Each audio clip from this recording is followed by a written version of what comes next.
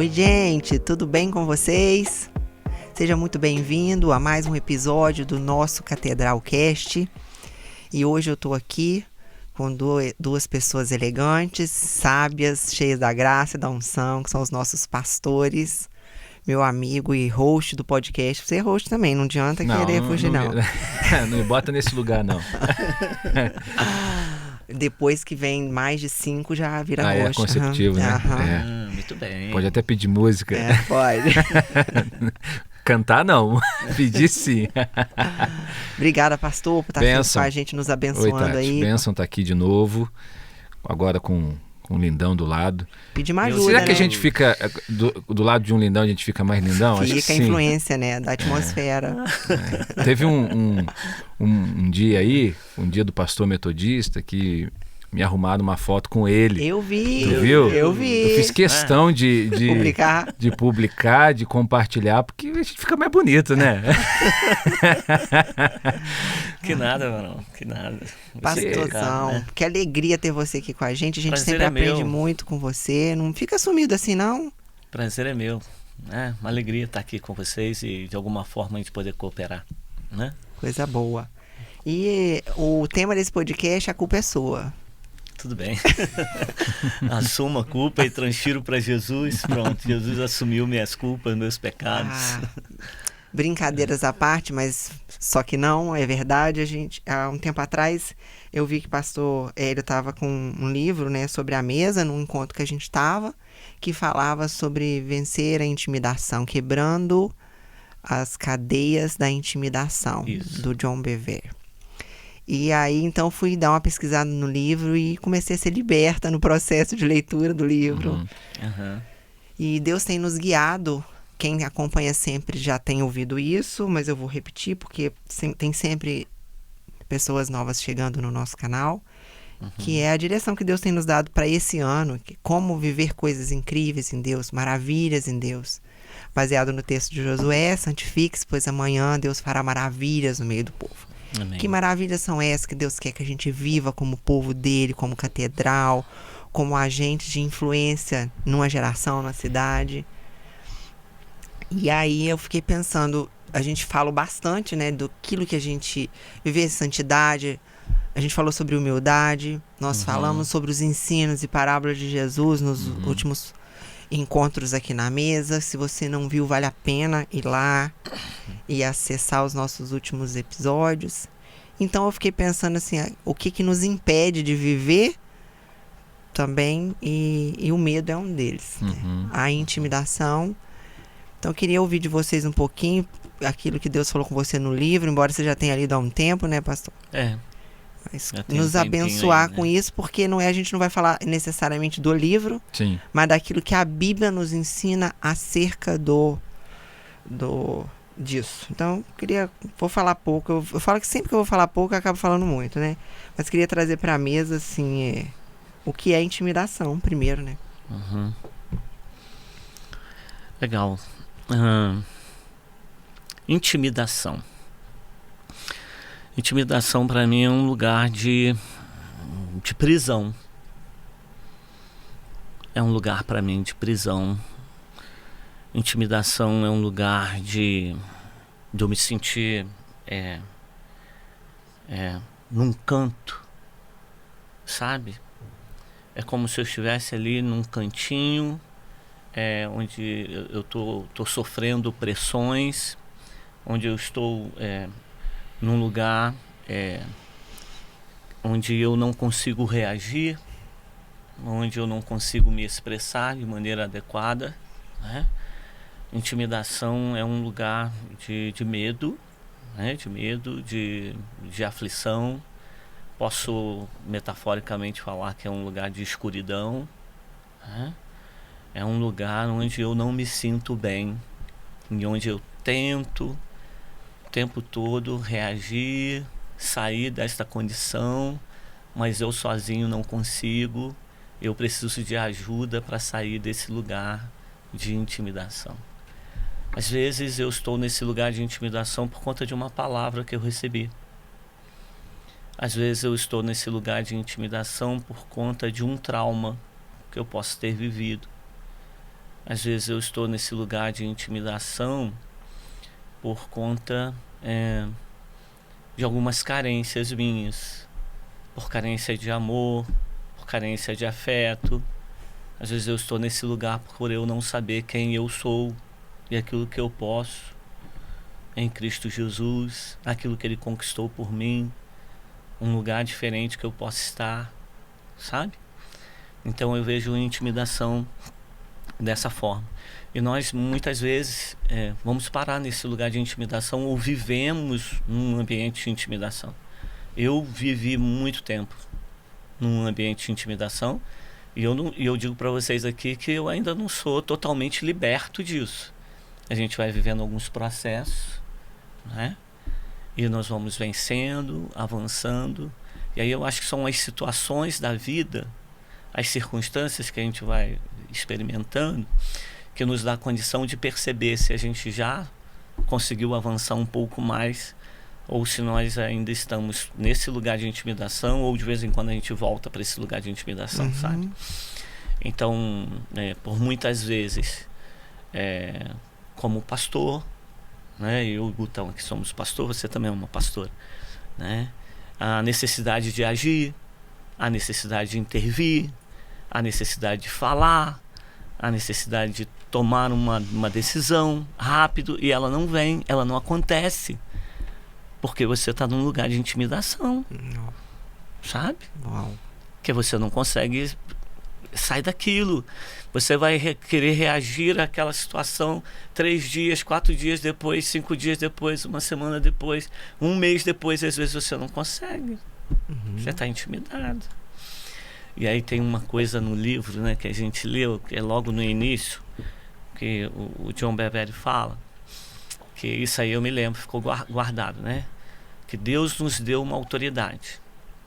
E quando eu não consigo exercer essa autoridade, alguém pode se apropriar desta minha autoridade e usá-la contra mim mesmo. Sim. Não é?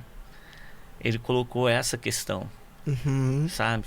Então eu fui colocado num lugar onde eu posso intervir. Eu fui colocado num lugar onde eu posso cooperar. O Senhor me deu uma autoridade. E se eu não exerço essa autoridade, ela pode ser tomada de mim e ser usada contra mim. Né? E aí eu não fluo naquilo que eu fui chamado, né? Muito bom. Pastor Guto. Desliga aí e vambora. Já resolveu. Já. Não, agora a gente tem que trazer a solução. Top demais, né? Muito, muito sério, né? Muito sério, profundo. E eu quero te convidar, se estiver fazendo sentido para você esse tema e o que o pastor Hélio já trouxe para nós, pega papel e caneta e anota para refletir, para meditar naquilo que for trazido aqui e compartilha esse link com outras pessoas que podem ser abençoadas. Eu acho legal também a gente poder falar um pouquinho, né, dessa diferença. O Guto pode nos ajudar muito, muito nisso. Do medo e da intimidação, que são coisas diferentes, né? Eu tenho medo de altura, né? Você vai ficando mais velho, né? Mais maduro.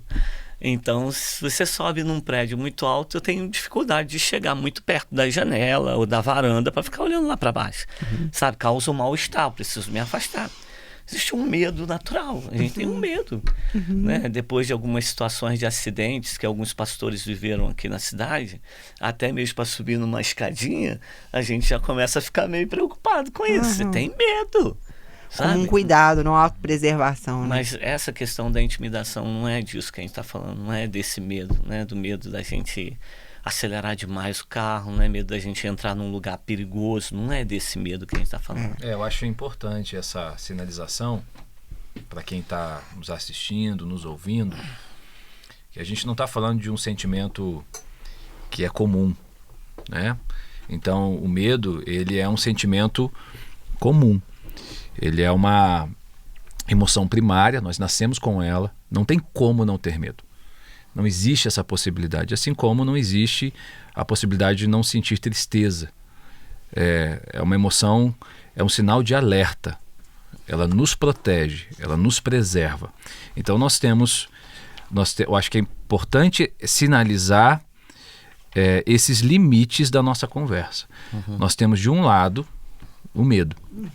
que é natural, ok? Isso todo mundo vai ter. E é bom que tenha. Não é ruim ter medo. Ele não é o nosso inimigo, é o nosso aliado. O medo não te faz pular de um prédio.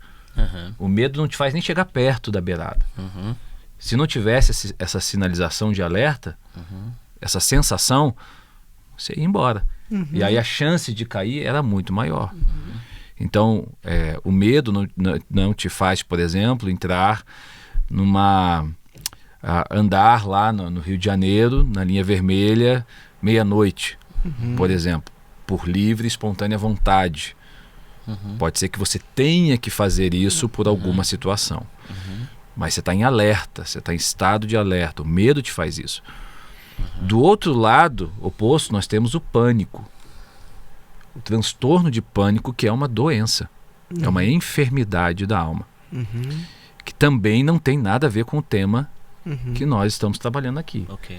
Porque o transtorno de pânico nos faz nos intimidar com algumas coisas. Mas aí eu tenho que definir os limites. Eu tenho que definir os limites. Então, às vezes, por exemplo, você tem uma pessoa que sofre de um transtorno de lugares cheios. Né? Frequentar lugares cheios, por exemplo. Ela não vai para esse lugar não é porque ela está intimidada. Às vezes é uma doença que precisa ser tratada. Então a mente dela ela já vai projetando que vai acontecer alguma coisa, o lugar está cheio, ela não vai conseguir sair, não tem porta para todo mundo. Uma pessoa, é impressionante, uma pessoa que sofre, por exemplo, de uma ansiedade social, ou então agorafobia, que a gente fala também, ela entra num lugar assim, cheio, ela começa a contar as portas, e ela começa a fazer cálculo. E ela começa a perceber, esse tanto de gente, se acontecer alguma coisa, não vai ter como sair por esse tanto de porta. E ela já começa a sentir sintomas físicos, falta de ar, palpitação, ela precisa sair dali. Então, isso é um transtorno que precisa ser tratado, que precisa ser cuidado, que precisa ser acompanhado. Mas é importante pontuar que, sendo transtorno ou não, uma das formas de tratar é o enfrentamento. Então há uma diferença em que eu me coloco para enfrentar aquela situação, ou eu uso o enfrentamento como um tratamento terapêutico para isso. Então você tem todo uma forma, um aparato de tratamento terapêutico para os transtornos de ansiedade, para os transtornos de pânico, que ajuda muito. Tem medicação que ajuda demais. A intimidação, ela está muito parecida com o que a Bíblia fala lá em 2 Timóteo. Quer ler para nós, Tati? Está aberto aí, né? 2 Timóteo, capítulo 1, verso 7. Pois Deus não nos deu um espírito que produz temor e covardia, mas sim que nos dá poder, amor e autocontrole. Em algumas versões vai moderação, né? Estabilidade. E então eu vejo esse versículo como um lembrete para nós, assim, que nós somos chamados não para um posicionamento como o pastor Hélio falou, que muitas vezes a gente é levado para ele, para um cantinho. Acuado nesse lugar. Para ser acuado. Mas que estando nesse lugar, ao me deparar com essa situação, eu encontro em Deus uma ousadia para avançar para cima disso, não pela falta do medo, mas por saber que a força que eu preciso já me foi dada, então eu avanço ao invés de continuar um processo de recuar. Coragem, ousadia, perseverança, não é ausência de medo, né? É uma atitude apesar do medo.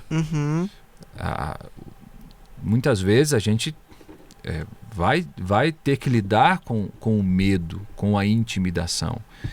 Eu gostei do título da nossa conversa hoje, né? Vencendo a intimidação. Por que vencendo? Porque eu nunca vou vencê-la. Aí está num processo, né? É vencendo. Vou vencer. É superando. Não vai ter um momento em que eu não vou me sentir intimidado. Eu acho que a intimidação também pode nos proteger. Eu quero trazer isso para a mesa. Pode nos proteger em a algum buscar momento. em Deus. É isso mesmo? Ou isso é uma... Porque me é livra uma... de mim mesmo. Aham. Imagina um cara que não tem intimidação de nada, gente.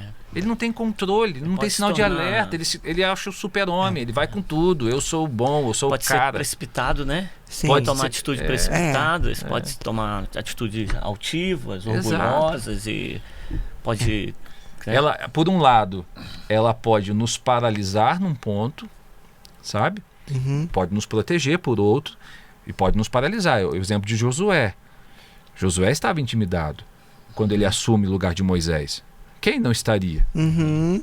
Meu pai. Uhum. Agora, o fato dele assumir aquele lugar em Deus, obviamente, o capítulo 1 lá de Josué, você vê um monólogo, você não vê ali o povo, você vê Deus falando a Josué, não tenha medo, não se apavore, eu estou com você. Havia uma intimidação ali, Deus estava ministrando o coração dele. Tá me vindo na mente algo que eu acho que é bem, bem oportuno trazer, que é, sabe, alguém fala assim, por exemplo, a gente vai começar a gravar, e aí eu chamo, e aí, gente, vocês estão prontos? Aí vocês respondem, falam pro pessoal ali, estamos prontos. Quando a gente se declara pronto, significa assim, nós não estamos intimidados com as câmeras. Apesar do desconforto que ela pode trazer, nós estamos prontos. Não necessariamente que já sabemos tudo sobre o tema ou que estamos tudo plenos no resolvido. tema. Não. O Tudo pronto resolvido. com uma Tudo certo. atitude, uma disposição de quem... A gente até falou isso antes de ligar o play, né? Se a gente ficar pensando, e aí eu entro estar pronto, e aonde está o nosso foco? O foco que nos motiva a estar aqui toda semana é o que a gente pode trazer que pode expandir consciência, que pode trazer luz, que pode abençoar, edificar, dependendo do tema, umas coisas mais, que pode alegrar, que pode ensinar, que pode abençoar quem está ouvindo. Então, para isso a gente tá pronto. Se a gente começa no foco assim, mas eu não sei nesse tema, eu não sei, se a gente ficar com o foco nas nossas carências, deficiências ou falta de repertório, a gente nunca vai vir, porque Exato. sempre vai ter algo que nos impede de declarar, estamos prontos. Amém. Mas como a gente entende que o Espírito que nos move e a autoridade que tem sido dada a nós é pra gente usar, tá, a gente vem. E aí o Senhor nos dá amor e a palavra que precisa se trazer. Eu vejo esse texto aí de Paulo, eu gosto, por exemplo, quando eu falo de espírito de medo, eu substituiria um pouco essa palavra medo. Assim como tem algumas palavras que quando vem para o português, a gente tem que tomar um certo cuidado de defini-las muito bem, para as pessoas não colocarem tudo no mesmo Aqui mesmo chama de pacote. covardia. Covardia. Eu colocaria, por exemplo, insegurança. Eu gosto dessa intimidação mesmo. Esse nome, intimidação. Intimidação. Porque o que é a insegurança? Ela reflete o contrário, essa tentativa de controle. Então a insegurança é o controle, é eu querer controlar para ter segurança. E a segurança é uma das necessidades humanas. Né? Nós somos movidos por segurança. Então, só para Tempo não inteiro. deixar passar muito, né? Enquanto o Guto falava lá de Josué, que me veio à mente aqui. Como Deus cuida da gente, né? E ministra sobre o nosso coração. Não tenhas medo, porque eu estou com você. É muito presente isso nas Escrituras, na palavra de Deus, né? Não tenha medo, não temas, eu estou com você. Então, esse cuidar de Deus, esse amor de Deus, esse desejo de Deus, que a gente não fique intimidado pelas circunstâncias. Eu tô aqui, que eu tô os aqui. nossos olhos veem, né? Mas antes, exercer, tomar algumas posturas, exercer o nosso chamado baseado na fé e naquilo que Ele é, nele, né? E aí tem a ver também um pouco com o que você estava comentando aqui com a gente. Nós não estamos prontos com tudo decorado aqui, as coisas vão fluindo, porque nós não estamos baseados numa performance. Não é isso, a gente não quer apresentar uma performance. A gente quer deixar que o Espírito de Deus age aqui nesse lugar, né? Sim. Que o Senhor conduza esse processo. O autor traz isso sob a perspectiva de que a raiz da intimidação, ele fala muito, e eu queria trazer para a mesa isso, para depois da metade do episódio para lá, a gente trazendo soluções, né? A gente está levantando assim os problemas, né? Ele fala da gente descobrir a raiz do que nos intimida. E ele fala que para a gente vencer a raiz da intimidação, mesmo que a gente ainda não entre na solução, mas é focar em Deus e negar a si mesmo, que é a proposta principal do Evangelho. Quando você nega a si e foca, não, realmente, eu não dou conta mesmo, não. Alguém está te intimidando. Você tem certeza que você vai, mas você não vai dar conta, não. Eu não acho que eu não vou dar conta, não. Eu tenho certeza que eu não vou. Mas aí eu sei quem é que está comigo. Então, quando Deus fala assim, não temas, eu estou com você, eu estou com você. Eu creio que Deus está fazendo assim, olha para mim, porque quando você olha para mim, você desvia o foco de você e aí você vai, né? Igual quando me vem a imagem, quando a gente vê em desenho animado, essa coisa, andando numa corda, daquelas cordas bamba, né? Em desenho animado tem muito isso. E aí você tem que olhar pra frente. Ou Pedro andando sobre as águas. Quando olha pra circunstância ou pra baixo, cai. Pira fundou. Se assusta. Porque direcionou o foco pra condição. E ele fala bastante disso. E aí entra a escravidão. O pastor Hélio trouxe muito bem isso. Essa introdução dele foi muito, muito bem dentro do que o livro ilustra. Ser escravos da timidez ou livres, é uma escolha. E ele fala muito dessa decisão nossa. Por isso foi bom se ter separado. Nós não estamos falando aqui para aqueles que estão num nível patológico. Serão abençoados também, mas no sentido assim, de nós, como Igreja de Jesus, não fluirmos na autoridade que nos foi dada por conta de estar confiando e não avançando, confiando em si mesmo. Olhando para si mesmo. É o negar a si mesmo, negar que está acontecendo. E aí ele cita muito o exemplo da primeira e a segunda parte do livro, ele cita muito Timóteo. Porque ele ilustra quando ele... Tem até que achar um endereço aqui, vocês podem me ajudar de repente disso. Acho que é 2 Timóteo mesmo, ainda no capítulo 1. Não despreze o dom que há em você. E ele reaviva o dom, Paulo reaviva o dom quando impõe as mãos e ora por Timóteo para que ele vá. Relembra a unção da avó, relembra ele quem ele é. Ele que colocou as mãos sobre você. No sentido do chamado, do chamado dele. Então, se é um chamado, aquele que chamou vai dar o recurso. Sim. Sim. Para avançar. E quando a gente não faz, ou a oportunidade vai para a mão de outro, ou aquilo então serve como o próprio cativeiro pra gente. Sim, e o exemplo de Timóteo é muito propício, né? Porque Timóteo era um jovem pastor, inexperiente, né? Que estava sendo ali gerado por Paulo, estava pastoreando uma igreja difícil, complicada, de algumas pessoas mais experientes do que ele. Então, a chance de Timóteo se sentir intimidado por conta daquele ambiente que ele estava era muito grande. Tanto é que Paulo fala para ele não ser intimidado pela faixa etária dele, né? Por ser jovem, pela juventude dele, né? Ninguém despreza a tua mocidade. Né? Exatamente. Então, o exemplo, acho que de Timóteo também cabe muito bem nesse exemplo nosso aqui que nós estamos falando sobre essa intimidação, né? E aí nós corremos o risco, sim, de não viver aquilo que Deus tem para nós, de não viver o plano dele para nós. Como Josué corria esse risco, como Davi corria esse risco, né? Porque Deus, como Paulo correu esse risco, né? Atos 9, quando ele foi parado no plano de vida dele para traçar um outro plano, né? Para viver o plano de Deus.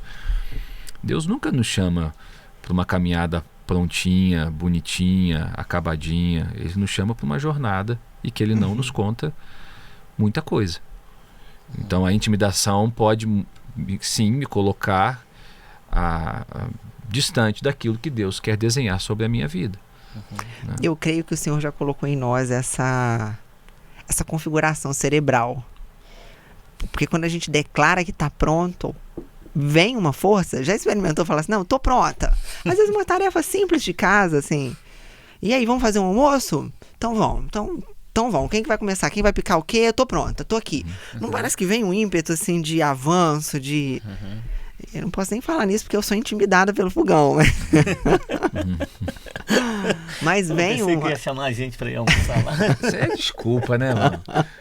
Quem fala isso, sou intimidado pelo fogão. Jesus. Não, lá em casa, o dom beleza. Que há em ti, no caso do fogão, é do Ira, entendeu? Tá bom. É do Ira. Mas ele chama Timóteo para isso, ele usa aqui ainda no versículo, nesse capítulo 1, ele diz assim, com a força que Deus lhe dá, esteja pronto. Isso aí, ó. Então, toda hora ele volta, Timóteo, eu tô te chamando sim, mas quem vai te dar é ele. E no 2, ele já chama pro um bom soldado de Cristo. E aí eu quero entrar nessa coisa do confronto. O pastor ele estava dizendo, somos chamados a dar uma resposta, somos chamados a fazer alguma coisa. Isso assusta, né? E eu vejo um povo, de um modo geral, muito preocupado, e eu me incluo nessa, estou no processo de libertação também. O que o outro vai pensar? Se eu falar isso, vão achar que eu tô... Às vezes eu quero dar um elogio aqui, aí eles podem achar que eu tô puxando o saco do pastor. E a gente, por causa disso, deixa, de repente, de falar o que o Espírito gerou, porque a gente não confronta. Ou, o que eu acredito que deve acontecer muito com vocês, assim, de ter que exortar alguém, de ter que falar, fulano, assim, não dá, essa rota aí vai te levar para o mau caminho. É desafiador, esse medo do confronto. E aí, como é que a gente lida com esse medo do confronto, de ter que falar aquilo que não é o confortável para nós? Ou vocês já passaram desse nível e é fácil confrontar? O pastor Evander diz que a gente tem a tendência de fugir de conversas difíceis, né? E elas precisam ser vividas, a gente precisa, sim, enfrentá-las, né? A gente tem medo, às vezes, de confrontar alguém, não é afrontar, é confrontar, é diferente, né? Sim. Confrontar, eu chegar perto de você, sentar contigo, mostrar que aquela postura sua não foi adequada, não foi correta, e que, biblicamente, Deus nos mostra um outro caminho. E esse confronto ele é sempre em amor e com muita sabedoria e muito cuidado. Mas a gente tem sempre medo do que o outro vai achar e que a gente vai perder aquela pessoa e que vai gerar um problema maior, né? E aí eu preciso saber também o seguinte, né? Se eu confronto a pessoa e eu a perco, bem possivelmente eu nunca tive.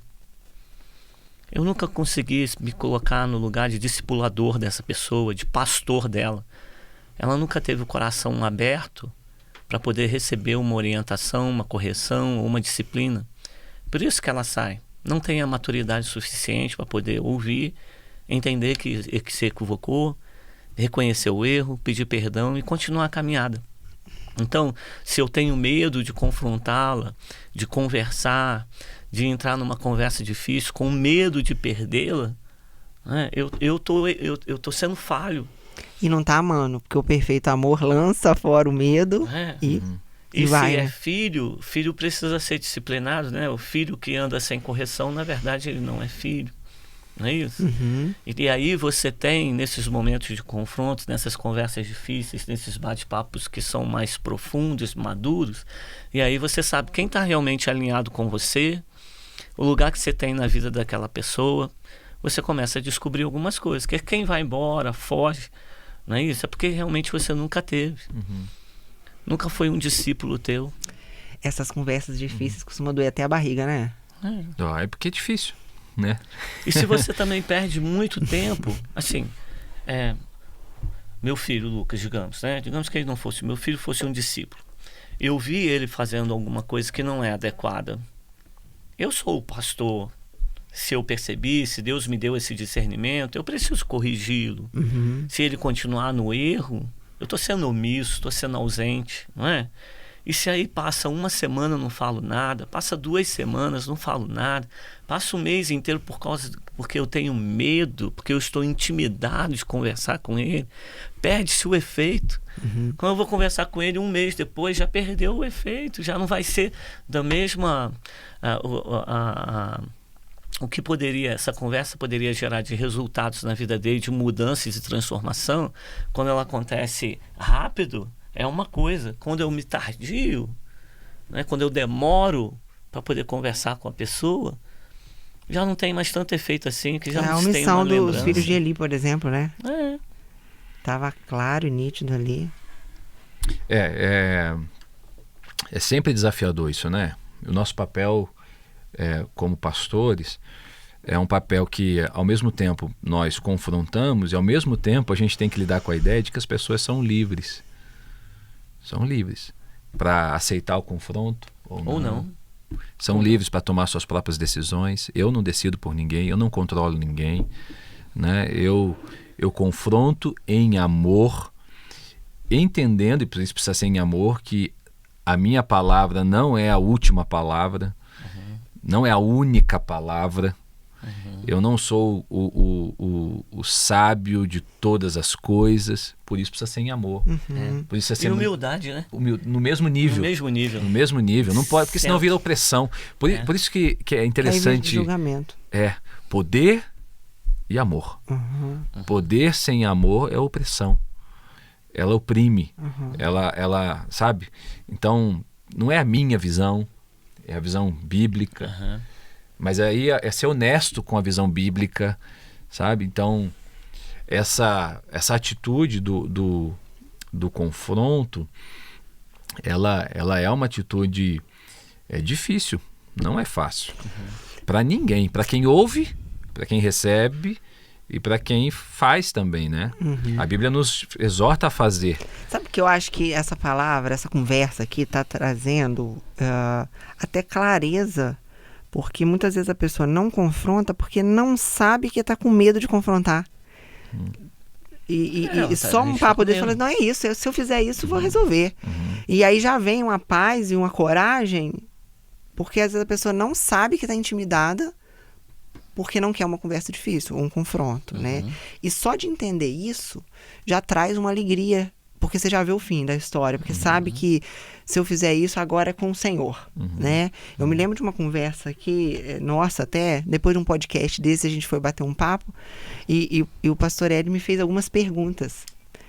E Jesus fazia isso, né? Pergunta. Porque a pergunta, você não acusa, você não afirma, você leva o outro a refletir, né? O cérebro já está programado para fazer outras conexões a partir da pergunta. Eu me lembro de você me perguntar assim, e por que você se permite passar por isso? Ali eu percebi o lugar de intimidação que eu nem sabia que era, e já pensei assim, é só não permitir. E eu já saí dali recebendo a bênção antes de desfrutar dela, já dancei antes do mar se abrir. Porque ali você me confrontou, porque o pastor Hélio poderia falar alguma coisa, vou orar por você, e passar a mão na cabeça no lugar da intimidação. Porque quando a gente não confronta, a gente faz carinho e mantém a pessoa ali no cativeiro, né? Então... E às vezes a gente até, se eu sou omisso, eu estou fortalecendo aquele posicionamento equivocado do outro, sabe? Eu sei que é uma conversa difícil, essa coisa do confronto, mas se eu vou aprendendo ao longo do tempo que se eu me omito, eu estou fortalecendo aquela atitude equivocada da outra pessoa, sabe? E a gente está puxando aqui bastante para a questão do ambiente da igreja, né? Mas isso acontece dentro da nossa casa, a relação pais e filhos, né? No trabalho, na liderança. No trabalho, na liderança, em outros ambientes onde a gente exerce liderança e influência sobre a vida de outros. Sim. Olha, eu levei uma chapuletada uma vez num treinamento. Fazer um treinamento, levar as nossas gerentes para fazer um treinamento. Isso deve ter uns 4 anos, assim. E ali a gente tinha aquelas mesas, aquelas dinâmica é ótimo, porque a dinâmica traz à tona coisas que o nosso consciente às vezes não deixa trazer, nosso inconsciente. E aí, a gente numa brincadeira assim, eu comecei a dar umas ideias e a pessoa que estava liderando a mesa assim não ouvia. E aí eu tentava dar outra ideia e ela não ouvia, como se ela me ignorasse ali. Sabe o que eu fiz? Confessar que o meu pecado.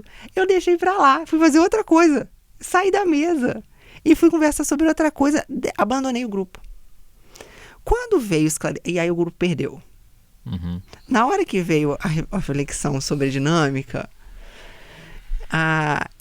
eu fui assim, falei, aí vai ser aquela coisa assim. Eu sabia que ia dar errado. Eu tentei falar, você não me ouviu, assim, me achando, sabe? Aí ela respondeu assim, sua omissa. Assim mesmo, e ela falou, muito irada, assim, omissa. Ela fez assim pra mim, omissa. Ali ela foi até meio acusadora, assim, mas foi ótimo pra mim. Eu levei aquele susto, aquele impacto, e aquela palavra entrou no meu coração, não só pra dinâmica. É como se tivesse um filme na minha cabeça de todas as vezes, quando eu não era ouvida, eu saía da mesa. Só que quando eu saio da mesa e não persisto em arrumar outras formas de me fazer ouvida ou de contribuir, eu poderia ter ficado calada, mas poderia ter ficado ali, agido para ajudar a subir a torre de papel lá que era a dinâmica. Até hoje, aquela dinâmica, ela me ajuda a pensar em todas as vezes que eu possa estar sendo omissa. Porque o meu grupo poderia ter ganhado, ou, enfim, ou ter aprendido algumas lições, caso eu tivesse persistido. Então, eu creio que ali começou um processo de vencer a intimidação. É o preço. Era mais fácil sair da mesa do que eu. Exato, o preço da omissão. Você pagou o preço da omissão que o grupo E a gente perdeu, tá vendo né? o quanto essa questão da omissão é séria, né? Não é verdade? Não, nós vivemos. Tem um preço alto que paga. Nós vivemos uma geração de pais que se omitem em corrigir os seus filhos, né?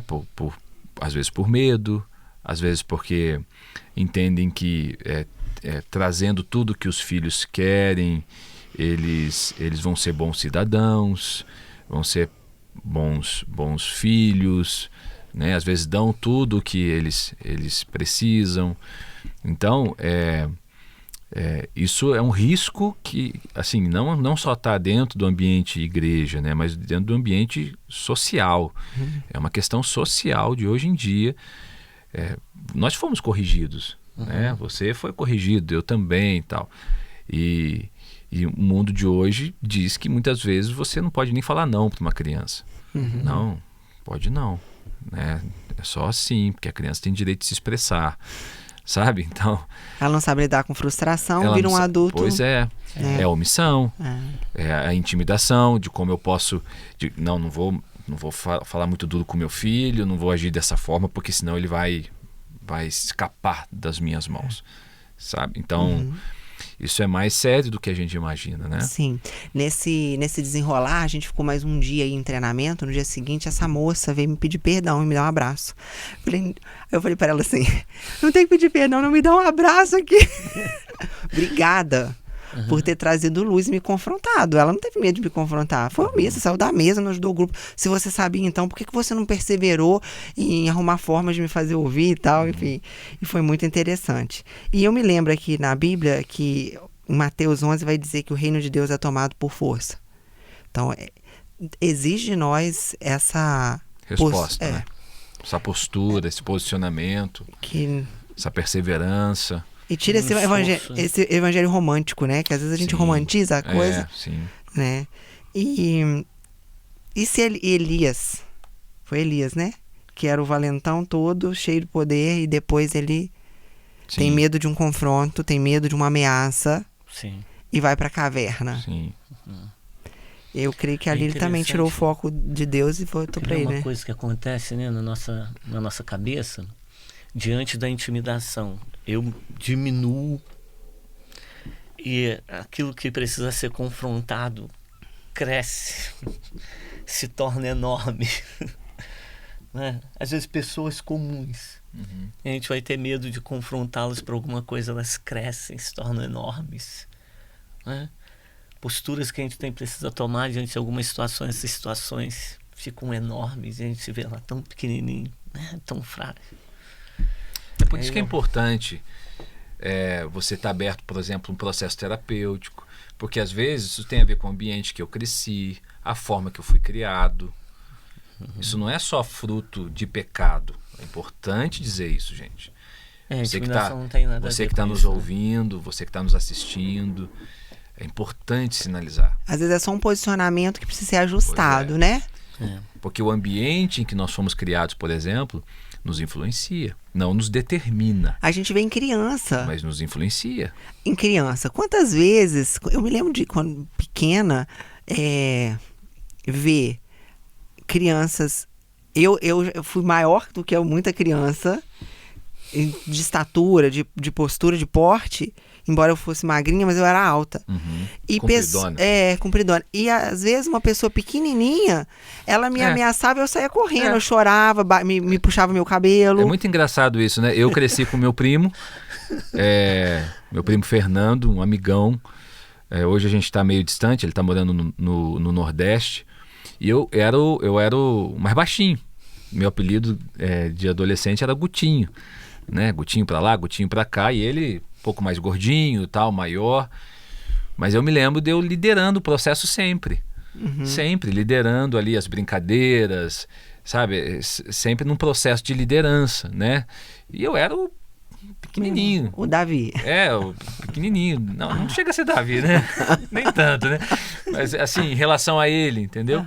Então, isso acontece demais. Não tem a ver com estatura, porte físico, não. Né? Por outro lado, eu já me vi em muitas situações reproduzindo o que eu recebi na infância, por exemplo, de intimidação, de não assumir um posicionamento naquele momento, tal. Então isso é muito presente, muito real. Vejo isso nos meus filhos, muito presente, às vezes em coisas bobas, né? O Davi tem 1 ano, às vezes ele tá lá puxando o cabelo do Benjamin, que tem 4, e o Benjamin não faz nada. Não digo que ele tem que revidar, mas ele precisa se posicionar, ele fica lá parado, chorando, reclamando ali, né? Falei, meu filho, se posiciona, né? Diz que não pode, sai de perto, se posiciona ali mesmo, mas não faz. Então eu já vejo em algumas coisas assim, às vezes do dia a dia, porque isso precisa ser ensinado. Não é uma coisa simplesmente que acontece, precisa ser ensinado. Davi foi ensinado, não foi treinado ali com o leão, com o urso, antes de assumir ali o posicionamento com Golias. Por que você acha que ele assume o posicionamento com Golias? Porque ele é o cara que do nada se tornou o cara mais corajoso da face da terra, enquanto todo o exército, não. Ele foi sendo treinado, no escondido, ninguém estava vendo, no dia a dia, no ato corriqueiro, sabe? No cotidiano. E Deus faz isso com a gente. No cotidiano ele nos treina. O Espírito Santo nos alerta em muitos momentos. Quem tem o Espírito Santo, quem se move por ele, percebe alguns alertas. Essa história de que você, numa dinâmica dessa aí, sabe? Depois você tem um clique depois. Eu entendo muito que nós somos formados no dia a dia. A gente precisa ficar em alerta e pensando. O que Deus quer me ensinar agora? O que eu posso aprender com isso? Sabe? Porque o outro lado é possível, né, Tati? Você poderia simplesmente entrar debaixo da mesa e nunca mais sair de lá. Entende? Porque teve uma experiência ruim.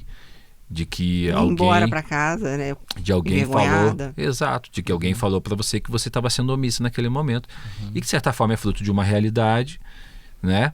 Mas você poderia simplesmente ter ido embora para casa, você poderia simplesmente ter enrijecido. Eu, omissa? Quem é essa mulher para falar que eu sou omissa? Ela nem me conhece. Entende? Mas não, a sua postura fez toda a diferença naquele momento. Toda a diferença, toda a diferença. Você poderia reagir de uma forma diferente, né? Não, até tentei aqui, vocês não me deram espaço, a culpa não é minha, a culpa é de vocês. É isso aí. Eu queria que a gente falasse um pouquinho de Elias, porque vocês acham que esse medo que veio nele depois, se ele tivesse mantido aquele... Porque vocês acham que ele não manteve aquela postura de um guerreiro, de alguém que enfrentou inimigos muito... de fato maiores aí ele foi intimidado, né, pela uma rainha, não é isso? Jezabel. A Jezabel, né? Ali foi um speed de acusação representado. Mandou um recadinho para ele. E colou. Em algumas análises a gente vê o cansaço, a exaustão, o fato de já ter lutado várias coisas. Mas se a gente pegar por essa perspectiva, a gente vê, por exemplo, na história de Davi, os cansaços dele da vida, de matar o leão, o urso, ajudou. No caso de Elias, atrapalhou, vamos dizer assim. O cansaço foi uma consequência, do medo. O medo foi um gatilho, e eu entendo que aquele processo de Elias foi um processo, assim, praticamente um processo depressivo. Por tudo que ele apresentou ali, você tem um quadro de um episódio depressivo muito claro ali. Mas você tem ali, quando ele recebe o recado, o medo presente. O texto é muito claro. Ele teve medo e fugiu. Ali desencadeou um monte de ações. Porque o medo ele é uma base. Ele desencadeia. Então, o fato dele ter fugido foi... Não foi tudo. Mas ele foge e começa a desencadear um monte de coisa. E a mente dele começou a ser atacada ali. Exato. Então é como se abrisse uma porta e entrou tudo. Então, sentir medo diante de um recado de Jezabel, normal. Isso mostra a nossa humanidade, mostra a nossa vulnerabilidade. Mostra que a gente não é forte o tempo todo. O cara era top demais, profeta Elias. Falava com Deus, caia fogo do céu, caía fogo do céu. Não é isso? Para de chover, parava. Volta a chover, volta.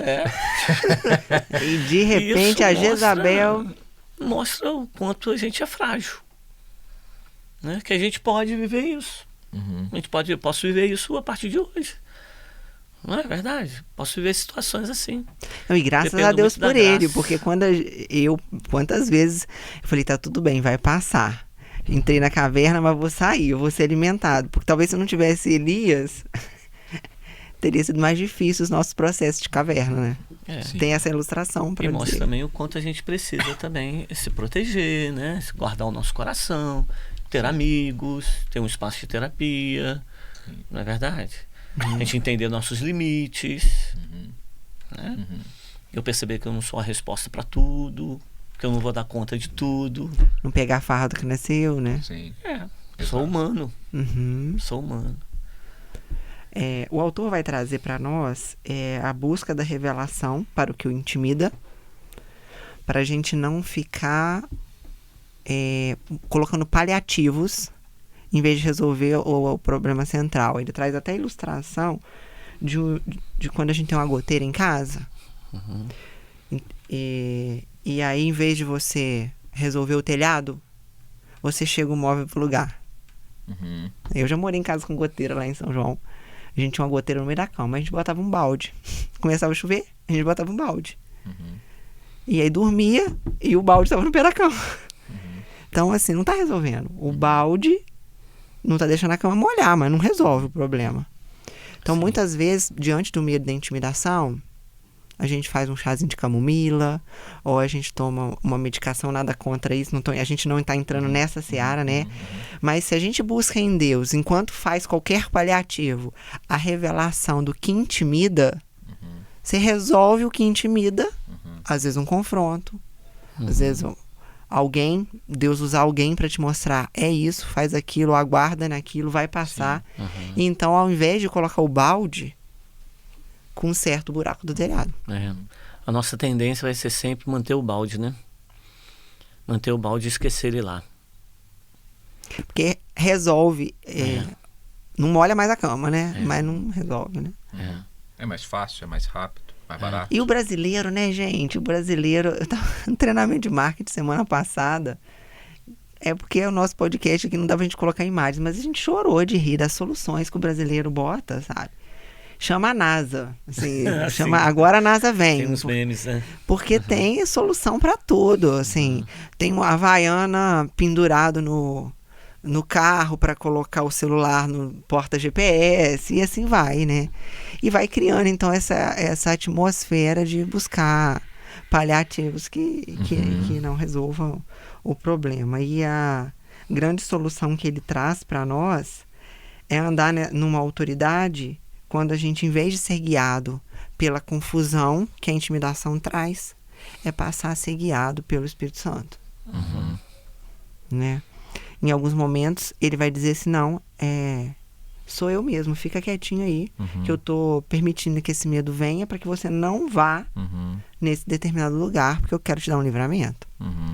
Né? Em outros momentos, ele vai dizer, vai, que eu tô contigo.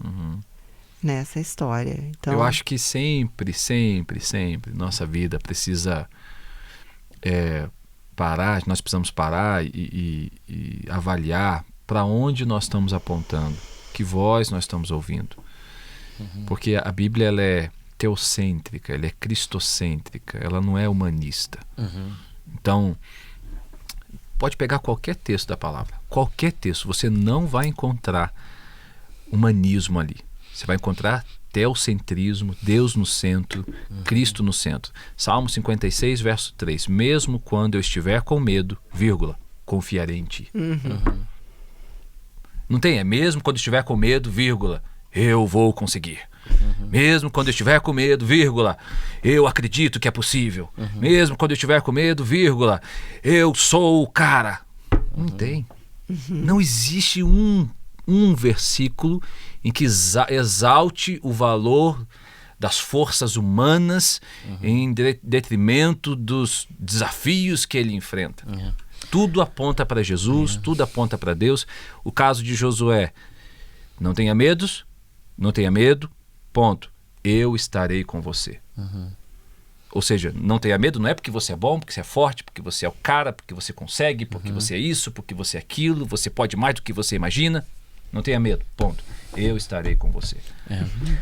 É impressionante, incrível isso, né? E nos liberta também. Tira um peso. Porque a coragem liberta. A coragem só de agir, depois ele vai. Apenas seja forte e corajoso, né? Apenas. Ele fala. Que é a parte que é a resposta que ele tinha que dar. E aí eu gosto muito de Paulo, né? Tudo posso naquele que me fortalece. Então Paulo era um nome muito relevante no seu tempo. Paulo vai discutir com os filósofos gregos da sua época, né? Paulo era cidadão romano. Era o cara, né? Paulo, né, passou 10 anos ou mais sendo instruído na lei do Senhor e tal, né? Então Paulo tinha muito conhecimento, muita cultura, ele era muito relevante, mas ele escreve: tudo posso naquele que me fortalece. Né?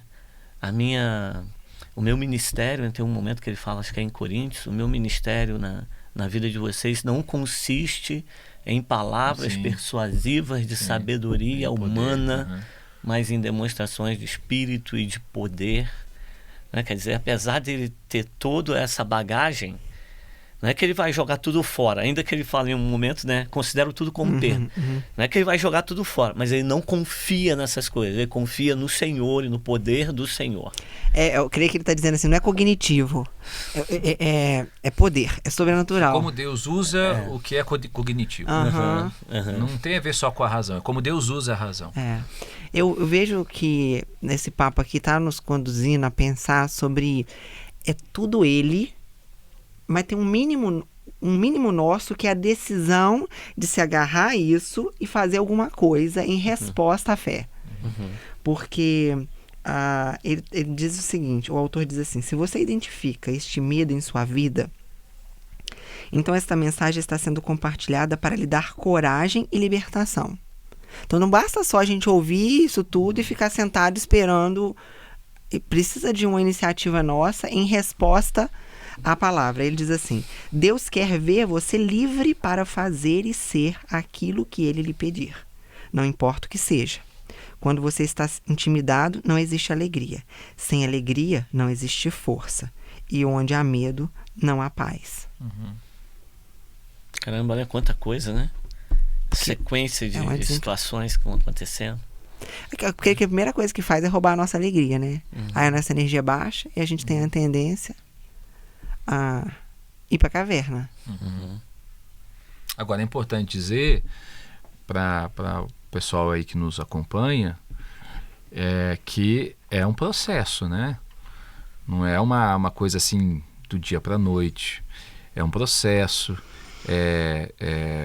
experiência após experiência, dia após dia, situação após situação. Então vai ter momentos em que eu vou conseguir lidar muito bem com isso, mas vai ter momentos que eu vou estar na caverna. Vai ter momentos que eu estou paralisado. E aí eu conto com a graça de Deus.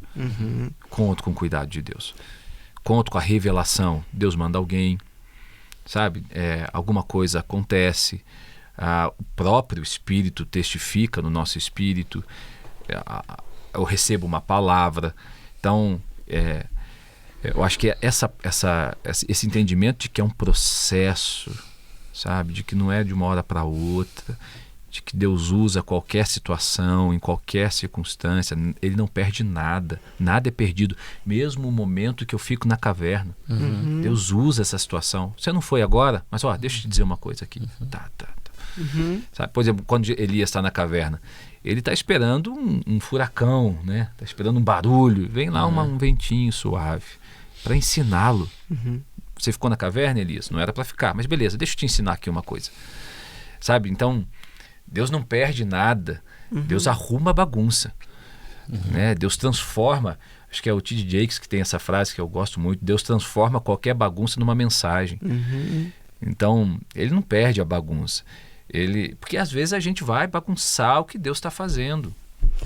Ele fala aqui, esse autor diz assim, que o segredo da integridade do poder para romper, para sair dessa condição, desse cantinho acuado ou dessa caverna, eu não sei como que ilustra aquilo que você pode estar se sentindo intimidado ou trazendo à memória. Ele fala que o segredo é não perder o desejo de conhecê-lo.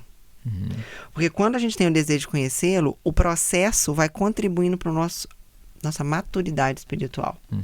Então aquilo ali vai sendo transformado no nosso grande testemunho, que vai impactar não só a nossa vida, como também todos aqueles que se conectarem com a nossa história e com aquilo que Deus fez, né? Lembrando que somos mordomos. Um exemplo muito legal em Jesus, né? Jesus, ele tem essa coisa da intimidade com o Pai o tempo todo, né?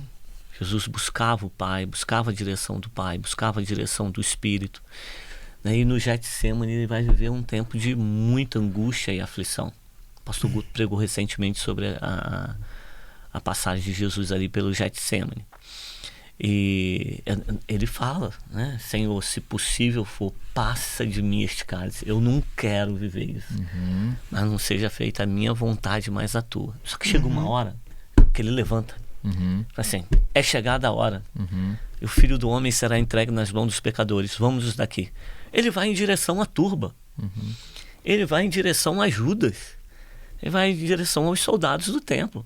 Ele poderia ir para um outro lugar. Ele poderia sair daquela situação. Não, mas ele vai enfrentar. E aquele momento de comunhão com o Pai é que trouxe a coragem para ele, que trouxe a força para ele, que ministrou graça para ele enfrentar aquele momento difícil, né? Aí ele diz assim, para esta hora, para isto é que eu fui enviado. Ele foca no propósito. Mais uma vez, não é o cara que enche o peito e diz assim, não, vamos lá, eu consigo. É o cara que se coloca vulnerável. Se rende primeiro. Se rende. Meu Deus. Transpira sangue, angustiado, aflito. Eu acho isso incrível. Eu acho isso apaixonante, porque é só o cristianismo que tem isso. Você pega lá qualquer outra religião, os deuses são intocáveis.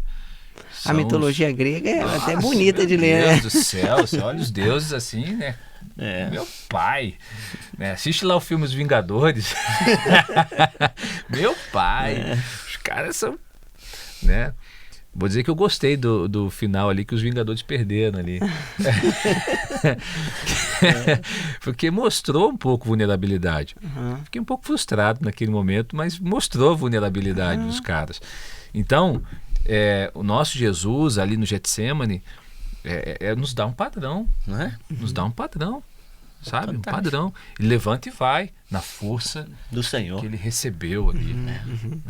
Tem uma coisa que eu acho que motivava Jesus, ilustrada, tem uma frase de Edmund Burke, em 1795, olha isso. Puxei da memória agora e me lembrei. Muito bem, olha só. Não que você tenha lido em 1795. Ai. Diz assim, a única coisa necessária para que o mal triunfe é que os homens bons nada façam. Para mim isso é uma boa motivação para não voltar para o lugar de omissão. Porque às vezes a gente não quer fazer, não, vem um desânimo, um abatimento, um cansaço físico, que muitas vezes ele vem e realmente apaga o brilho mesmo. Mas quando eu penso assim, poxa, mas uma palavra pode tirar a pessoa da fila. Tem a ver com a missão, né? É. Com a missão, né? Teve uma vez no Natal que foi uma serva do Senhor lá na loja. Eu tava na loja, tinha passado na loja para buscar um presente no dia 24 de dezembro, ano passado, não retrasado, 21. E aí, antes dela ir embora, eu falei, ora aqui por nós, ora aqui, abençoa a gente e tal. E ela orou. E de repente ela começou a chorar. E ela disse assim, que ela via o Senhor nos dando uma graça que tirava as pessoas de uma fila. E que quando ela chegava perto dessa fila, o final dessa fila, assim, era um abismo. Então, Deus tinha dado uma revelação ali, ela não conseguia nem orar, só chorava. E ela não é um perfil... a filha dela falou assim, eu nunca vi mamãe fazer isso.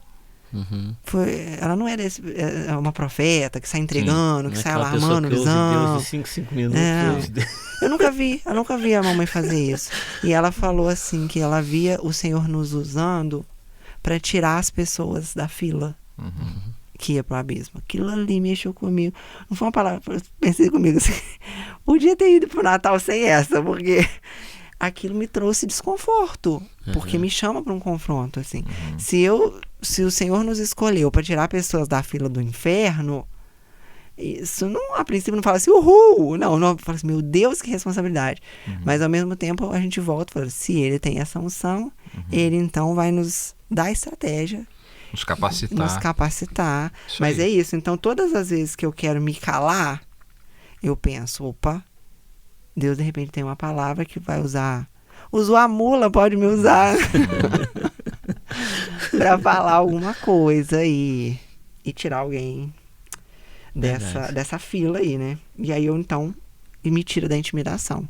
Como é que vocês, o que desafia vocês toda vez que vocês querem assim se intimidar ou sentar numa cadeira um pouquinho mais confortável, assim, na rotina mesmo, no automático? Conta um pouquinho aí para nós. O que me desafia é o propósito, né? É o chamado de Deus para minha vida, né? Quem eu era. Eu nunca pensei em ser pastor, nunca pensei em estar nesse lugar, né? Nunca pensei em exercer autoridade, liderança sobre a vida de ninguém, nada disso. Mas Deus vai conduzindo a gente, né? Sim. Deus vai nos moldando, Deus vai trabalhando, Deus vai agindo, né? Esse é um lugar de responsabilidade, né?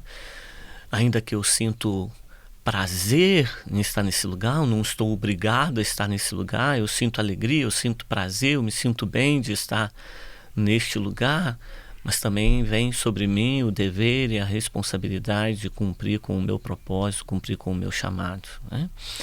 Então isso me mobiliza, me motiva a procurar ser melhor dia após dia, procurar vencer as minhas limitações dia a dia, me ver, me reconhecer, me identificar, me perceber, onde eu posso ser melhor, onde estou sendo falho, né?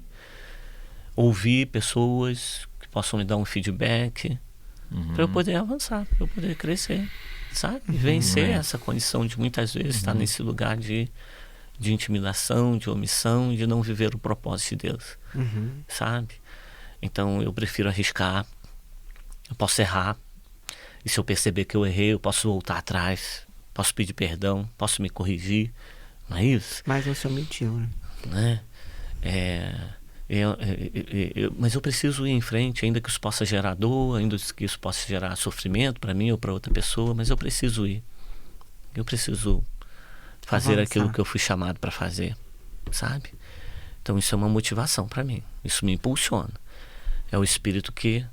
Eu acho que o Espírito não sopra na minha vida, o Espírito tem que vir com um vento muito forte. Vai, cara, vai. Né?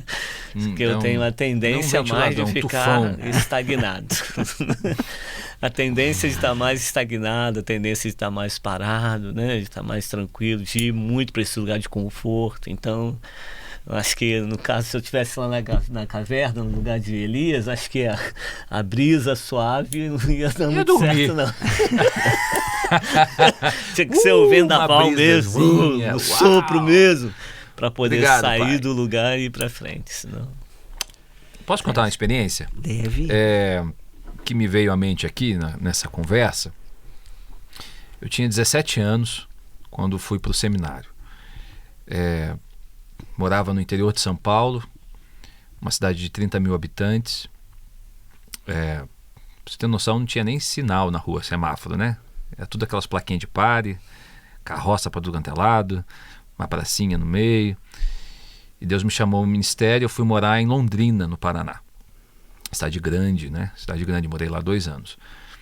Tudo bem, cheguei lá, no meio de gente grande, estudar teologia. Eu era o mais novo do seminário, e aí as pessoas começaram a ali contar experiências. Porque eu dirijo uma congregação, porque eu já falei para tal pessoa, para tal lugar, porque eu estou na tal igreja, tal. E aí começaram a contar um monte de experiência, tal. Caramba, aquilo me afligiu assim a um ponto de eu pensar em voltar embora para casa. Te intimidou? Muito, muito. Porque eu era um jovem de 17 anos que estava no início de uma carreira pastoral que nunca tinha pregado um sermão. Nunca tinha pegado um microfone para pregar um sermão. E o pessoal contando ali histórias incríveis.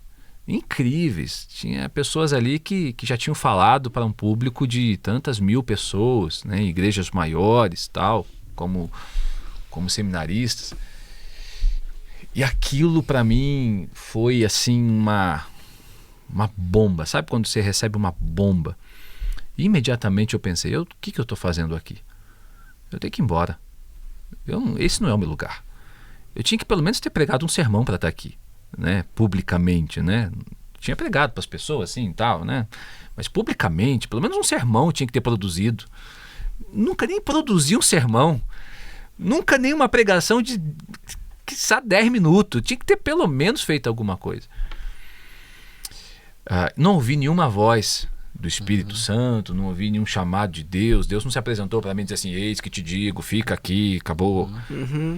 Mas eu senti uma força de dentro e uma certeza no meu coração de que eu tinha que permanecer. Glória a Deus. De que eu tinha que permanecer, não sabendo exatamente, tendo todas as respostas. Muito em crise.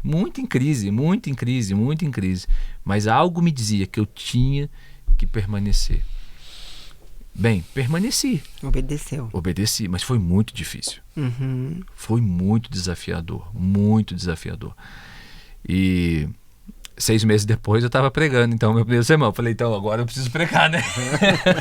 Voltei para minha igreja local 6 meses depois, nas férias de julho. Falei, olha, deixa eu pregar domingo à noite, porque eu preciso fechar essa conta. Tudo bem, preguei, né? Bati lá a canela igual uma vara verde.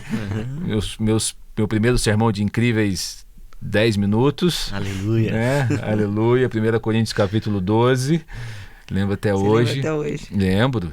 Até pouco tempo tinha ele esboçado lá. Se brincar, até tenho ainda, porque agora a gente é tudo digital. Então, eu me desfiz de algumas pregações ali que eu tinha esboçadas, né? Não era João 3,16, não. Não era. Mas, assim, até esse ponto chegar, eu tive que permanecer. Por uma convicção de que Deus havia me chamado. Independente da performance que eu havia tido até aquele momento, sabe?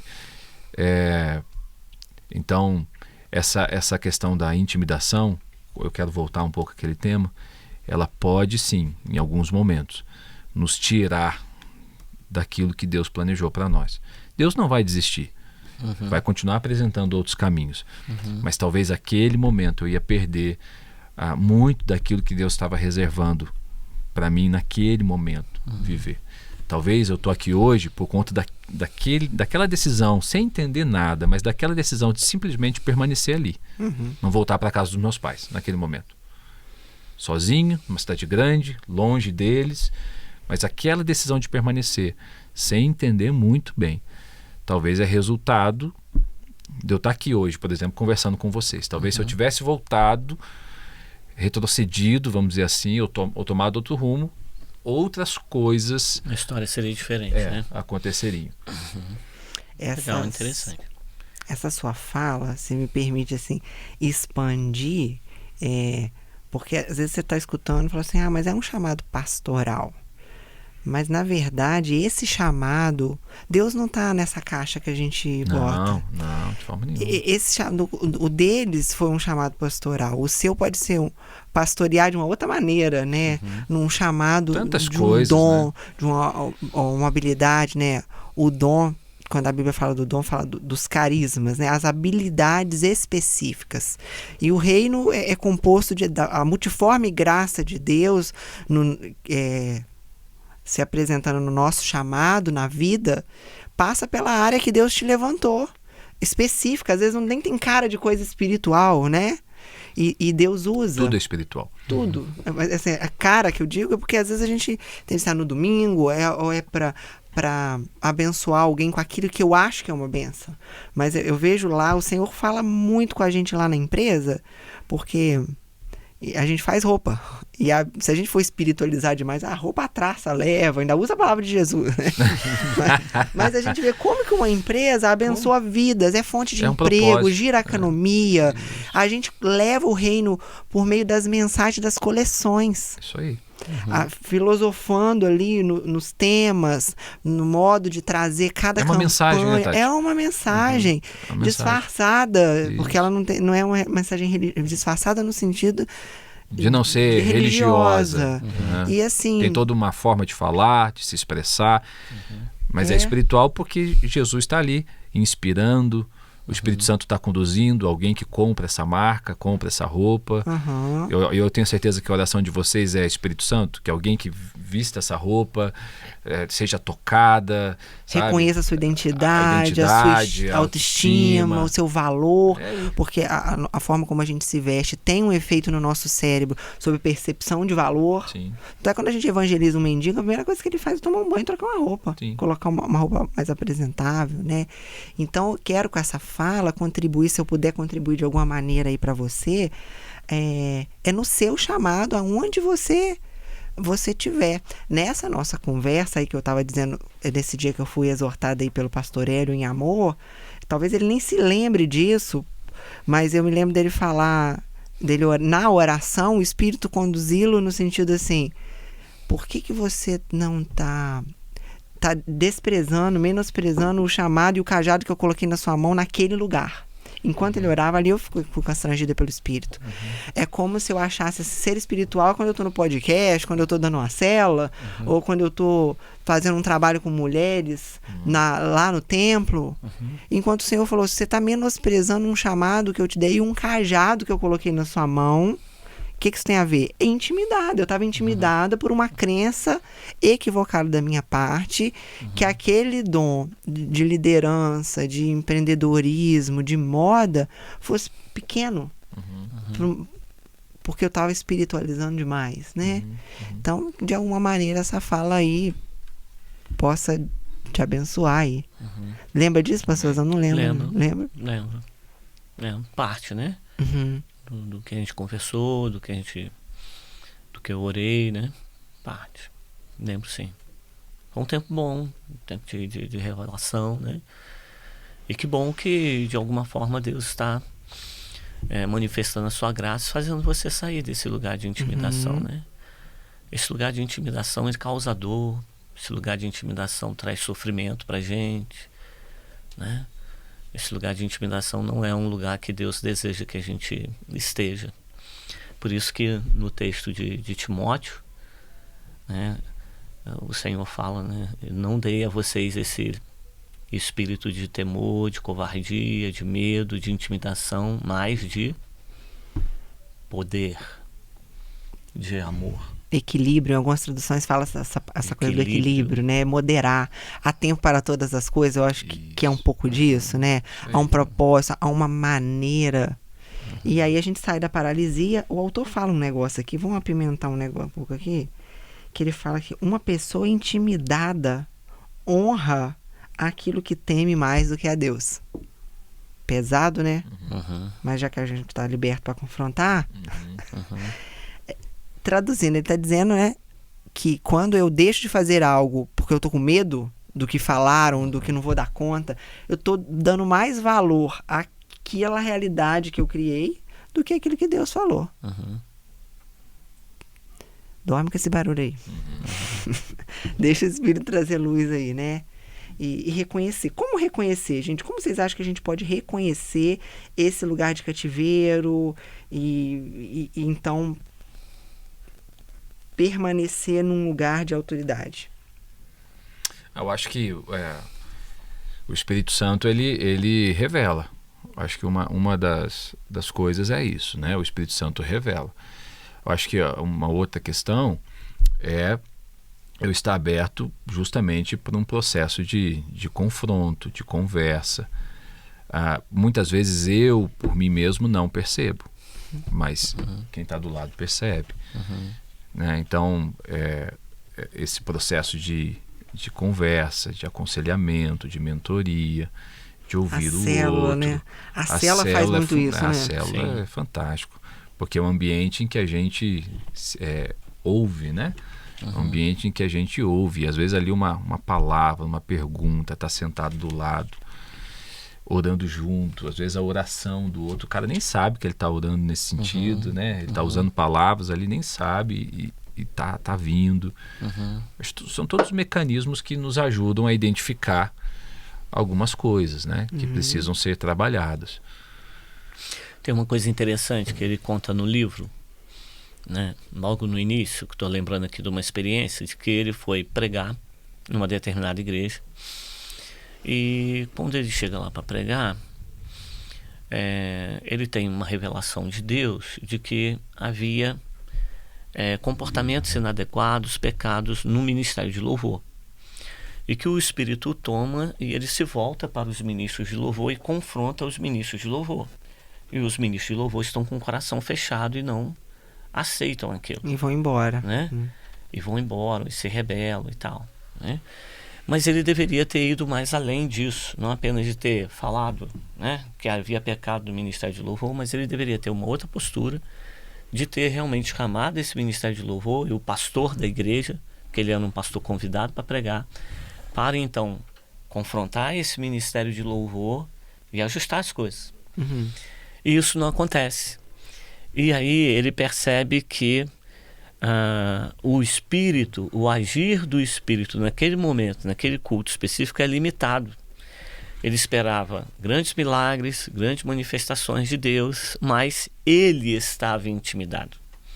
Ele não conseguiu, sair daquela condição de apenas apontar o erro e não confrontar aquelas pessoas. Então ele se viu numa condição de intimidação, porque o Espírito lhe revelou isso. E ele percebeu as circunstâncias, o ambiente, o clima do lugar. E aí quando ele tem condição de realmente confrontar esses ministros de louvor, conversar com esses ministros de louvor, e aí vem arrependimento, e aí vem pedido de perdão, né? Vem a cura, aí as coisas então começaram a fluir e a agir. Então muitas vezes meu ministério está preso, eu não consigo ser frutífero, eu não consigo avançar, não consigo dar lugar ao Espírito do Senhor na minha vida, porque eu estou intimidado por algumas situações. Às vezes uma pessoa pode me intimidar, uma fala, né? E normalmente é uma coisa básica, né? Eu fiquei pensando aqui no básico bem feito. Quantas vezes na nossa vida, quando a gente resolve uma coisa básica, outras coisas fluem? Sim. Bem básico. E eu me lembrei do que ele conta no livro também, um testemunho muito parecido com o do pastor Guto. Que ele não conseguia fluir na unção, ele buscava a Deus, já estava jejuando, orando, e não fluía, o poder não fluía. Ele, por quê? E acontecia com ele isso, ele chegava para pregar num lugar, quando tinha alguém que aos olhos humanos tinham mais autoridade do que ele, como aconteceu no seu chamado ministerial, na escola, né? Ele falava, aí ele ficava preocupado se ele ia pregar a altura daquelas pessoas, e aí eu tirava o foco do Espírito Santo e voltava para ele. Sim. E aí o Senhor revelou, depois de muita busca de intimidade com Deus, de busca de revelação, o Senhor falou, você não está fluindo em mim porque você está preocupado. Então eu creio que essa palavra pode nos fazer avançar muito no nosso trabalho, no nosso ministério, porque não foca no que o outro está fazendo, se é maior ou menor, não compara, né? Sim. A comparação é a morte da autenticidade. A gente quando se compara, a gente não só se diminui, porque a grama do vizinho vai ser sempre mais verde do que a nossa, mas a gente percebe que Deus quer nos usar também. Né? Deus quer nos dar porções também. Então é como se a gente negasse essa porção. E isso é muito cruel conosco mesmo, mas com o projeto que Deus tem para nós. Né? Então, o reino de Deus não tem isso, né? O reino de Deus é um time. O reino de Deus ele nos escala, ele nos convoca, ele nos coloca, ele nos capacita, ele vai adiante. Quer dizer, nós somos instrumentos que damos uma resposta. E é tão complementar que dá um todo muito bacana, né? Sim, claro, sim. Essa colcha aí de retalhos, né? A multiforme graça. Isso é fantástico. Mas Top é inevitável. Muitas vezes é inevitável o sentimento dele, o sentimento que eu tive, o nosso sentimento. A gente só não pode ficar refém. Acolher aquilo, né? Isso aí. Acolher, dar lugar, guardar no coração. A gente não faz nada. Sempre vai ter alguém que fará melhor do que a gente. Sempre. E também sempre tem alguém que... Que bom, né? Que bom. Que bom. Porque, eu acho que isso serve, olhar o que o outro está fazendo de melhor, pode servir como inspiração, como elevar nosso sarrafo, mas desde que na comunhão com o Espírito eu receba dele a direção, porque de repente a direção daquela outra pessoa é para ela. É para aquele público, precisava ser dito daquela maneira, né? É isso mesmo. Então é isso. O que eu tô me lembrando é isso, que assim, tem algo no coração de vocês aí que o Senhor tá trazendo, que precisa ser trazido pra mesa. Já estamos finalizando? Seria isso? Olha, a gente tem todo o tempo do mundo até 5h30. O Vitor falou que não tem compromisso hoje. Então, se tem muita coisa, pode trazer. Eu não estou encerrando, não. Não, o que eu deixo assim no final, né? É sempre a palavra de Jesus, né? Não tenha medo. A palavra de Jesus pra gente. É a palavra que Jesus se dirigiu a Pedro, né? Não temas. É a presença dele constante na nossa vida, né? Antes dele subir aos céus, não é isso? Depois da grande comissão, ele diz: eis que eu estou com vocês todos os dias até a consumação dos séculos. Né? Quando ele coloca Mateus 28, né, de 18 a 20, né? No versículo 18 ele diz: toda a autoridade me foi dada nos céus e na terra. Então há uma situação de conflito, há uma situação de combate, há uma situação aqui de enfrentamento. Por isso ele diz: toda a autoridade me foi dada no céu e da terra. Por isso vão, façam discípulos, e eu estarei com vocês todos os dias até o fim dos tempos. Então eu vou ter medo, eu vou me sentir por algumas vezes intimidado por alguma questão, mas que ele continue ministrando graça e falando ao meu coração que ele está comigo, que ele está do meu lado, né? Eu estou lembrando aqui, eu fiz uma comparação, né, de quando intimidado alguém se torna muito grande e eu muito pequeno.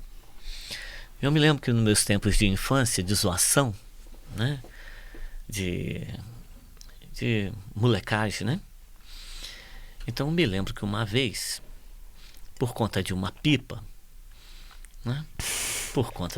Lá vem os causos do basureiro. Eu peguei uma pipa e um cara que era conhecido no bairro como Branco, né? O Branco me tomou a pipa. Eu peguei a pipa e ele me tomou. Então eu devia ter os meus 13, 14 anos, né? E devia ter os seus 17, 18. E me tomou a pipa, levou a pipa embora. Aí tava eu e uma galera, na turma da 25 de agosto, assim, e de repente, quem é que passa lá do outro lado? É o branco. O branco passa lá do outro lado. Branco. Aí eu vou e falo como se fosse um mentor meu, como se fosse um grande amigo, maior, né? De maior e tal. Eu falo, Ricardo, o branco, olha lá, o branco me tomou a pipa essa semana, Ricardo. Vamos lá agora. Aí juntou aquela galera, cercaram o branco. Ah, você tomou a pipa do menino e tal, não sei o que. Aí o Ricardo falou assim, dá um cascudo nele agora, falando pra eu dar um cascudo no branco, né? Branco, abaixa a cabeça aí. O branco foi, abaixou a cabeça e eu dei um cascudão.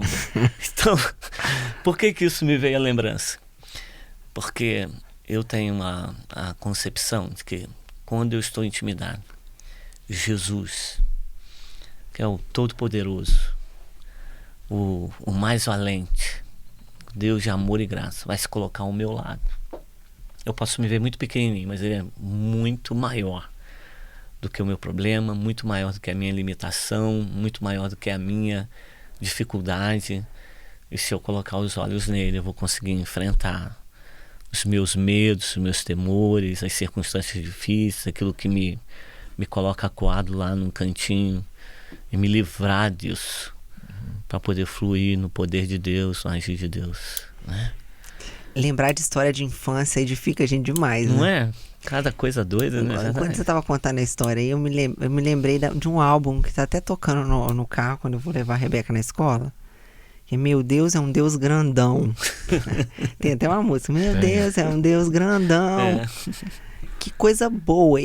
Olha, eu sou tão ministrada quando eu vou ler livro infantil, Bíblia infantil, que mostra a nossa condição, assim, e que não...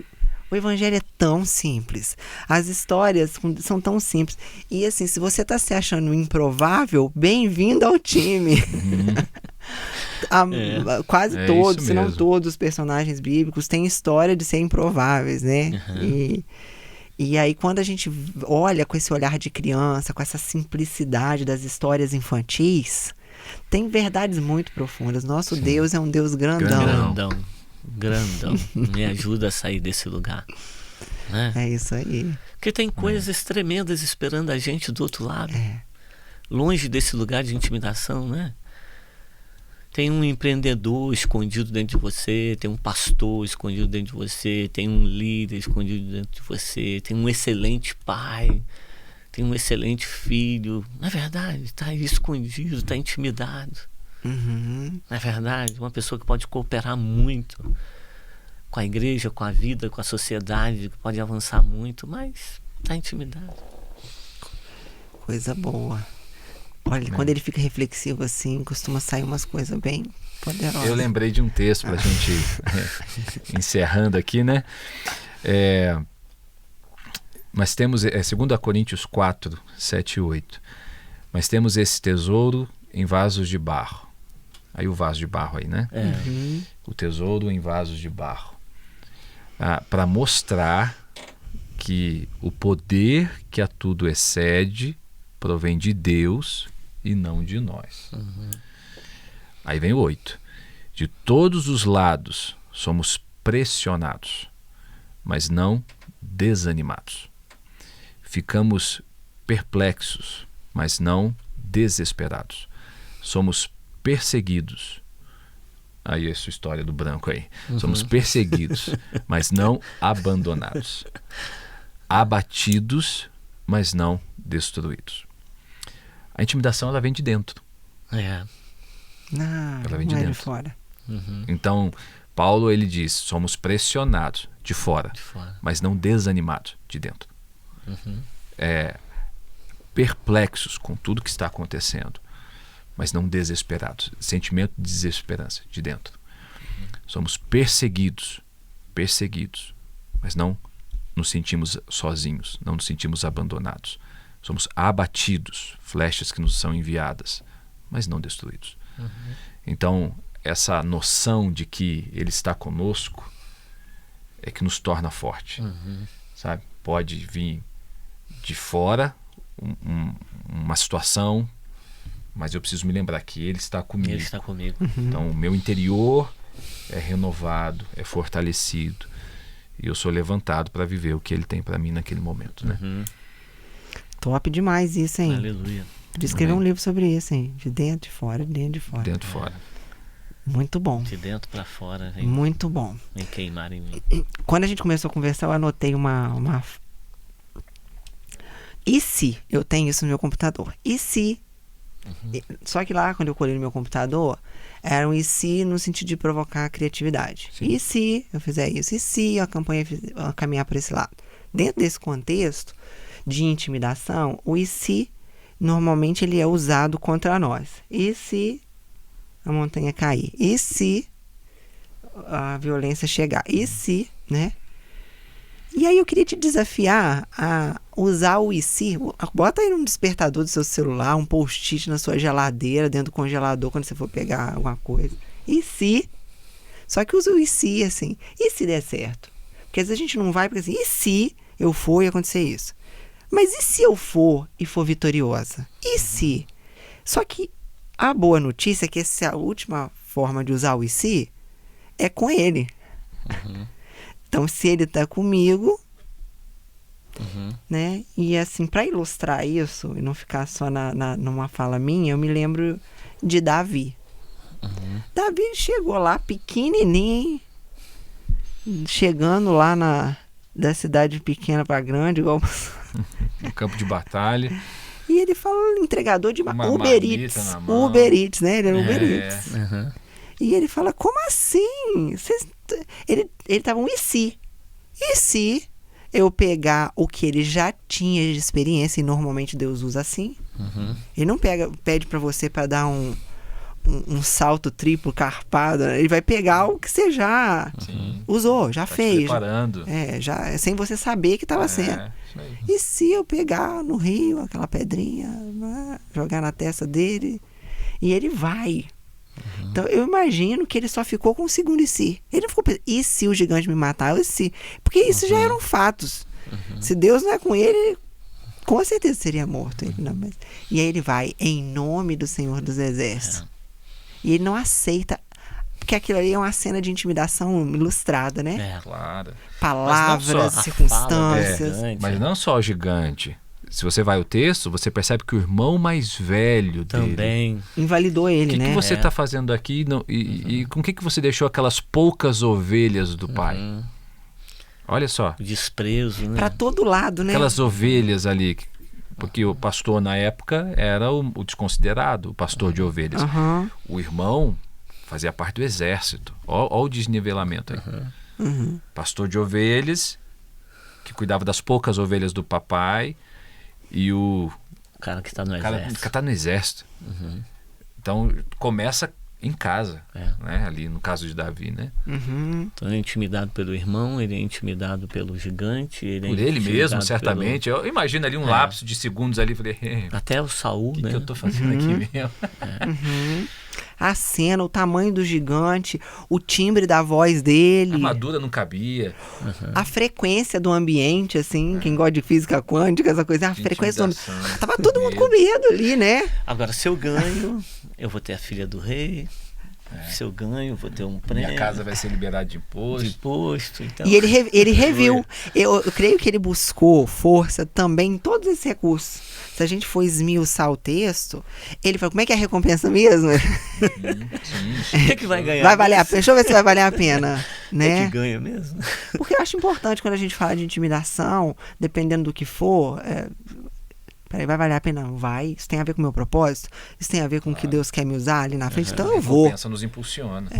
A ousadia vem porque você calculou e viu que o preço vale a pena ser pago. Seja para mim, uma recompensa para mim, ou para um todo, para o propósito, né?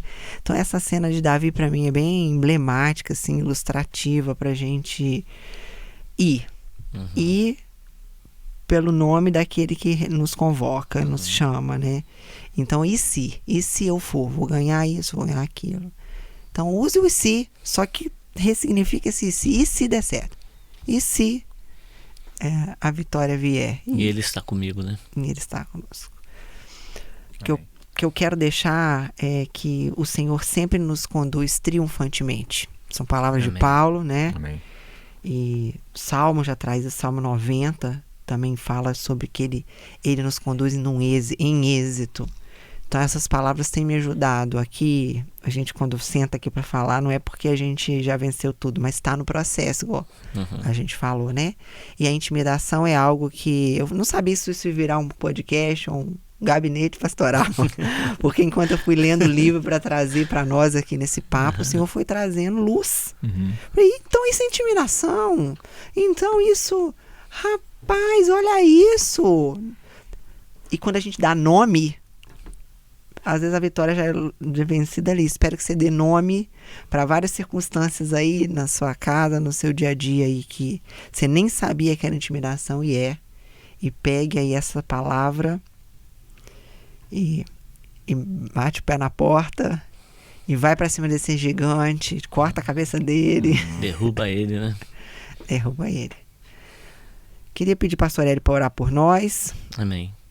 Para que realmente o Senhor traga luz àquilo que tem nos intimidade que a gente não sabe e naquilo que Ele já revelou, a ousadia, né? Que Ele já nos deu. Esse Amém. espírito de ousadia, que a gente possa praticar, agir em ousadia. Amém. Em nome de Jesus. É isso, né, gente? Tem mais alguma coisa? Né? Amém. Glória a Deus. Amém. Vamos orar. Vamos orar, né? Pai, nós glorificamos o Teu nome. Amém. Nós te damos honra, te damos louvor, Deus. Tu és digno de tudo. E te agradecemos, Paizinho querido, pelo nosso tempo aqui. Pedimos, Deus querido, que o Senhor, a Deus, possa estar alcançando corações e vidas, principalmente num processo de libertação, de transformação. Muitas vezes, Deus, nós nos vemos intimidados. Nos colocamos, Deus querido, numa situação, Pai, bem difícil, sem possibilidade de reação, sem poder atravessar a margem para o outro lado. Estamos intimidados. Então, Deus, em nome de Jesus, nos visita agora. Traz, ó Deus querido, luz, revelação, nos mostra, Deus, áreas da nossa vida que precisam, nesse tempo, ser tocadas pelo Teu Espírito, no nome do Senhor. Nós cremos, Deus querido, que em Ti nós podemos todas as coisas. Nós cremos, Pai querido, na Tua presença constante na nossa vida. Amém. Nós recebemos, Deus querido, a Tua palavra no nosso coração e na nossa mente. Não temas, não temas, não temas. Então, Deus, em nome de Jesus, nos conduza nisso e nos ajude, Deus querido, a avançar e viver o chamado e o propósito que o Senhor tem para nós. Amém. No lugar desse espírito de medo, no lugar desse espírito de escravidão, Senhor Deus, de orfandade, o Senhor tem nos dado espírito de poder, de ousadia, de intrepidez. Nós queremos agir por esse espírito, Senhor, no nome de Jesus. És Tu, Senhor, quem nos dá força. És Tu, Senhor, quem nos impulsiona pelo Teu Espírito Santo. Não apenas de poder, mas de amor, Senhor. De amor, Pai, agindo em amor, com estabilidade, com moderação, com controle próprio, com domínio próprio, em nome do Senhor. Amém. Nós tomamos posse dessa palavra para a nossa vida hoje, Deus, no nome de Jesus, e que o Senhor, pelo Teu Espírito Santo, Deus, possa estar gerando mudança, transformação nas nossas atitudes, no nome de Jesus. Toma o nosso coração nas Tuas mãos, nosso coração seja totalmente Teu, nosso coração seja íntegro na Tua presença. Então transforma o nosso coração, toca nele de uma maneira muito especial, no nome de Jesus, para a glória de Deus. Amém. Amém. Amém. Amém. Amém. Amém. Se Deus é por nós, Amém. quem será Será contra contra nós? nós? Amém. Uau, Ele não caramba. poupou seu próprio filho por você. Não se intimide. Glória a Deus. Esteja pronto e vença essa intimidação. Amém. Se você foi abençoado, compartilhe esse link, curte, compartilhe e envie para outras pessoas. Amém. Um abraço apertado. Obrigada, gente. Abraço. Obrigado. E até semana que vem.